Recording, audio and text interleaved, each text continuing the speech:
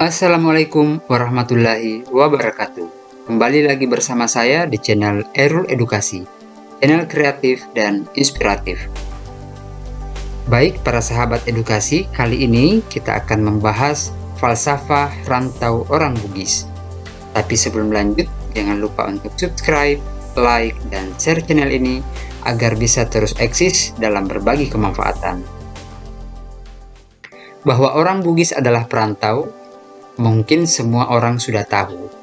Namun, jika pertanyaannya adalah, apakah yang membuat orang Bugis suka merantau? Dan kenapa orang Bugis banyak sukses di tanah rantau?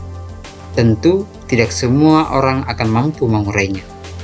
Yusuf Kalla, sebagai salah satu begawan saudagar Bugis, pada suatu kesempatan mengatakan bahwa etos kerja orang Bugis sangat tinggi, karena orang Bugis sangat kompleks kebutuhan hidupnya. Terutama saat ia sudah dewasa, mulailah berpikir untuk menikah. Ingat, pernikahan di Bugis tidak murah. Setelah menikah, berpikir lagi untuk memiliki rumah dan kendaraan. Menikah, punya rumah dan kendaraan tercapai, mereka ingin naik haji.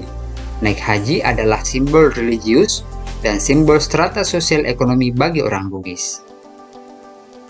Tak hanya sukses di tanah rantau, orang Bugis di rantau juga mampu beradaptasi dengan lingkungan di mana mereka berkediaman.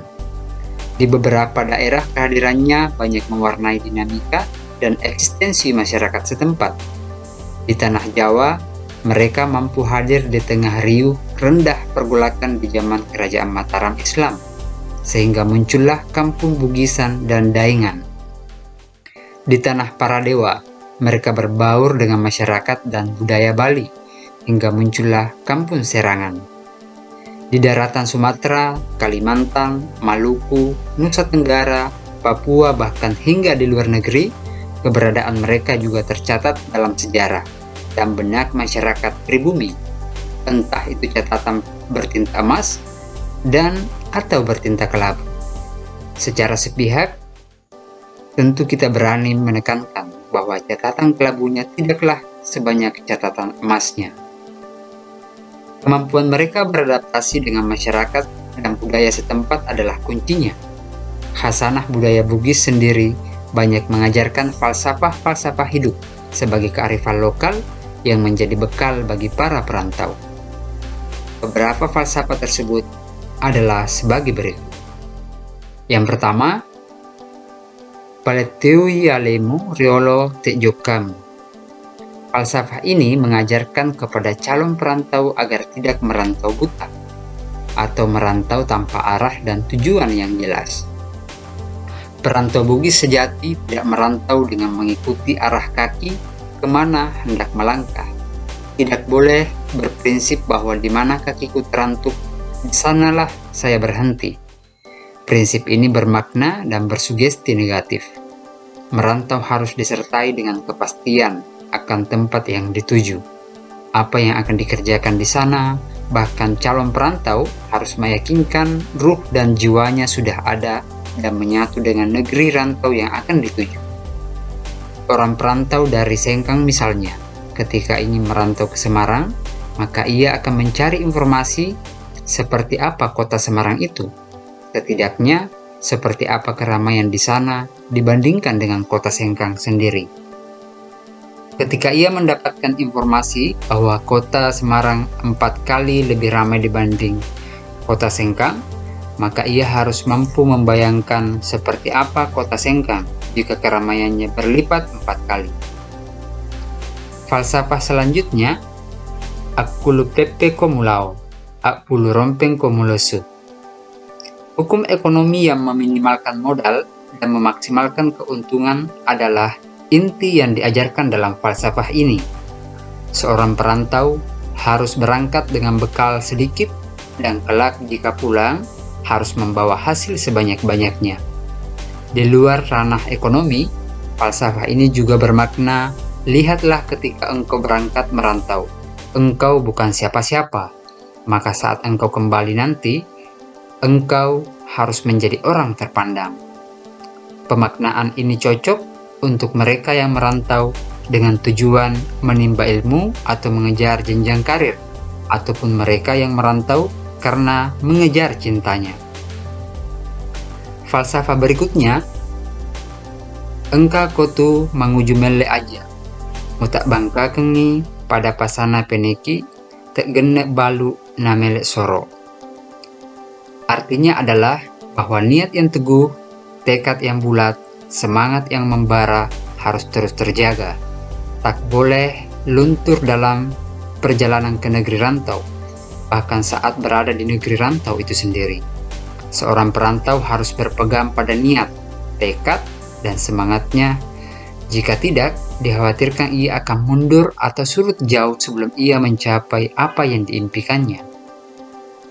Mundur sebelum tiba di negeri rantau, mundur saat perjalanannya, bahkan sebelum sampai sepenggalan jalan. Itu adalah ajaran inti dari falsafah ini yang secara harfiah bisa dialih bahasakan menjadi, adalah dirimu menuju hajat besar, janganlah jumawa karena bisa saja engkau seperti pasar di kampung Peneki.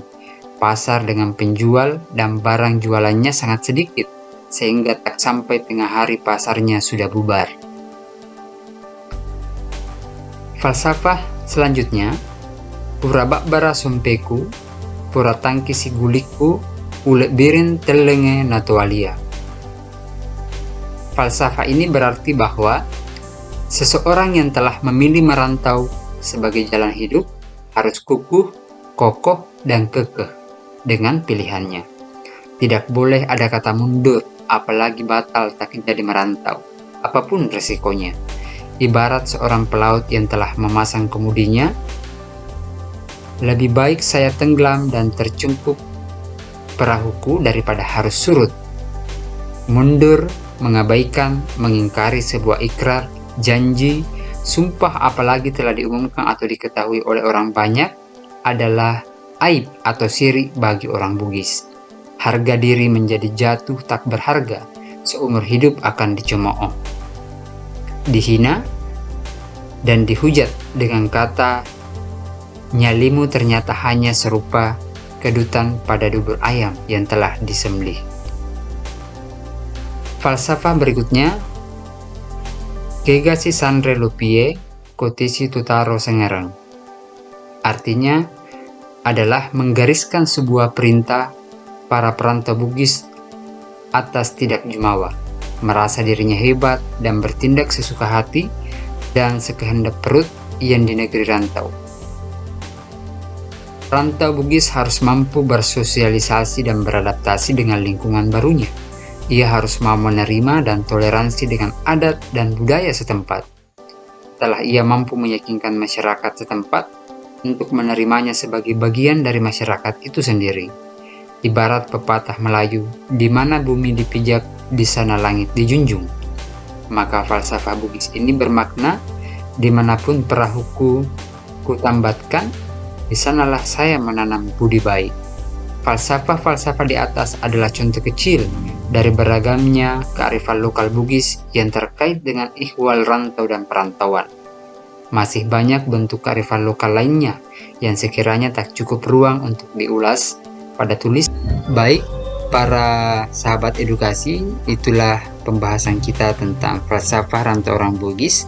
Sampai ketemu di pembahasan konten-konten selanjutnya. Terima kasih. Assalamualaikum warahmatullahi wabarakatuh.